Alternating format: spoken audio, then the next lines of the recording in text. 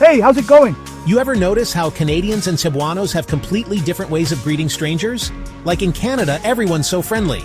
You walk into a grocery store and a random stranger hits you with, Ngano kaila kanako? and my Cebuano instincts just kick in and I'm like, I swear the first time a Canadian stranger greeted me, I thought I was in trouble. Like, hala, nakakita siguro ni nako sa Facebook sa utang-utang group.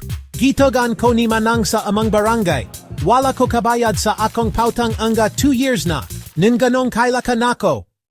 See, in Cebu, if a stranger greets you, it's either 1, they need pabor, favors.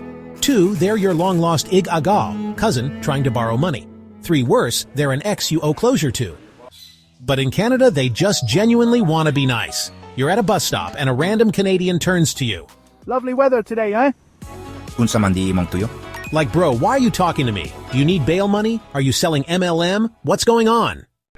Meanwhile, Cebuanos are different. We do greet strangers, but in a way that's both judgmental and threatening at the same time. We don't say hi. We just state the obvious in a suspicious tone. Hala, ikaw di. Like, what does that even mean? Ikaw die? Sakpan ka na? You could be totally innocent just walking in a mall, and a Cebuano you don't know just stares you down.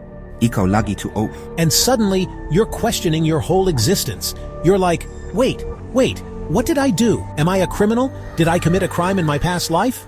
Did I reincarnate without knowing?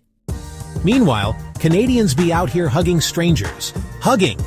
One time, a Canadian auntie gave me a hug for no reason. I nearly tapped out like WWE, ma'am akong kalag nigawas na. Moral of the story, if you see a Cebuano and want to say hi, approach with caution, preferably with food, and maybe a land title to prove you're not trying to borrow money. Thank you.